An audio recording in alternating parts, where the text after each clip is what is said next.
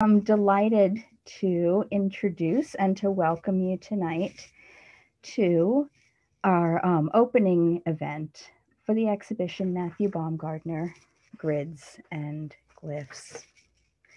I wish, of course, that we were all standing today in our Row Art Building in the Thompson Art Gallery, where our students and Dr. Diane Fisher have worked so hard to bring this exhibition. And if you're joining us today and you are on campus, I definitely encourage you to come by the gallery because it is a beautiful show. And I regret to say that images just simply don't do Matt's work justice.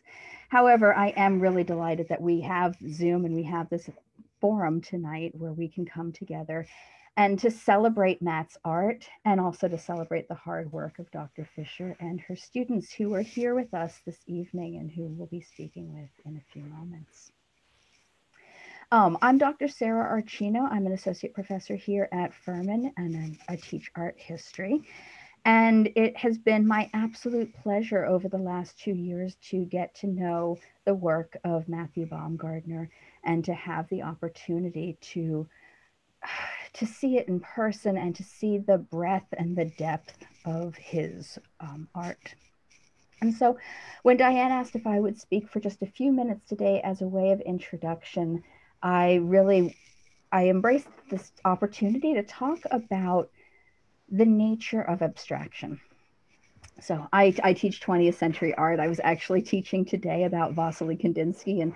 And so really spending a lot of time thinking about abstract art and how it can be a really big ask for an audience to look at an abstract work that is somehow disconnected from our everyday experience and to ask an audience who may not feel comfortable judging or deciphering a work what exactly it is that we are seeing. And so I wanted to just speak for a few minutes as a way of introduction about this question of abstraction and what it is that we do when we look at abstract art like Matt's.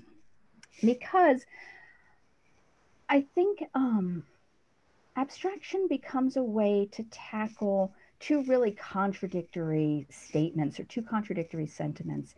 And that's something that we see throughout Matthew's work. And what's a beautiful thing is that these two contradictory paths, so the kind of spiritualism and the disembodied quality of a work of art can be married with something linear and something structured and something very materialistic. And it comes together in one undeniable object in the art object. And so that's really what I wanted to talk just for a few minutes this evening about.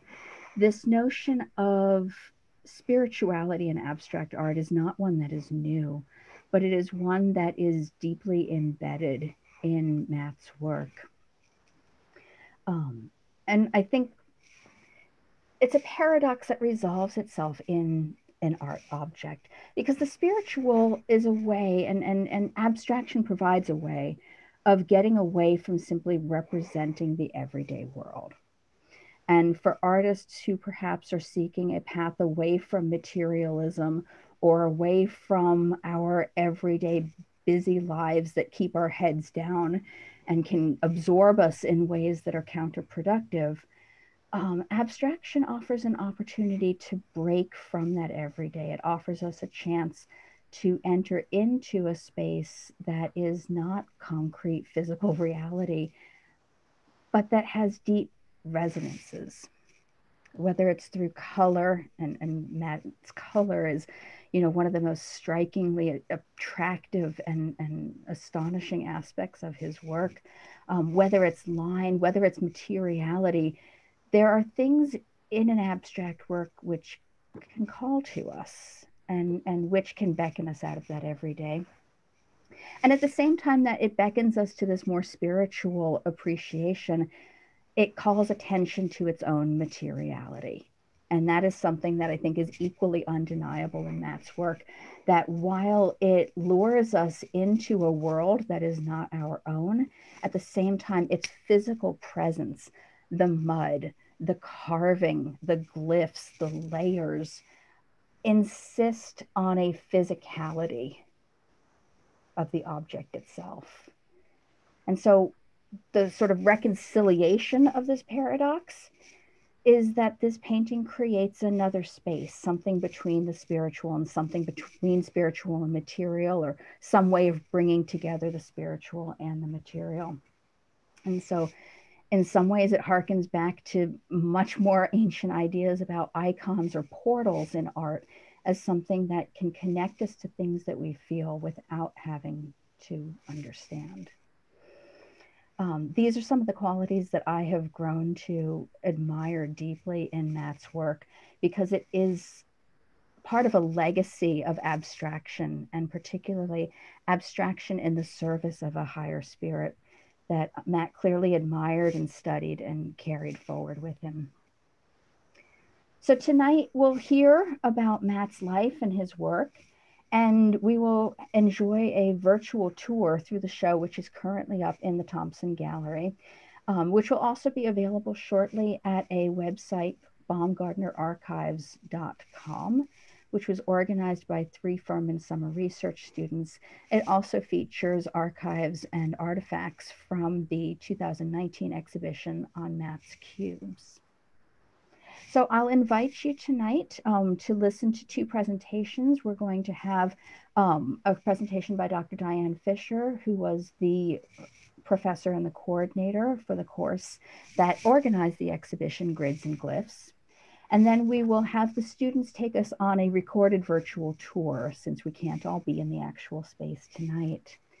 And then what I will do is open the floor for Q&A. And so if you have questions, I invite you to use the Q&A function. You'll see it on the bottom of your Zoom screen.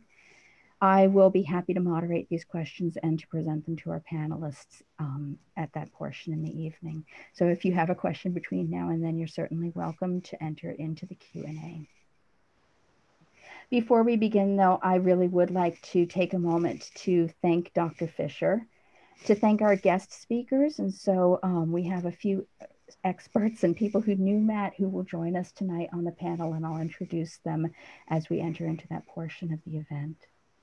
I would also like to thank Riley Murphy, whose generous spirit and quick mind make every opportunity for me to work with her an absolute joy. I'd also like to say that none of this is possible without Marta Lanier, who does miraculous labors behind the scenes.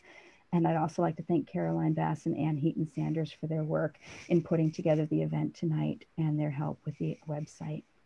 And so while I wish we could be there in person, I do invite you to watch tonight our proceedings and then to explore the show at baumgardnerarchives.com.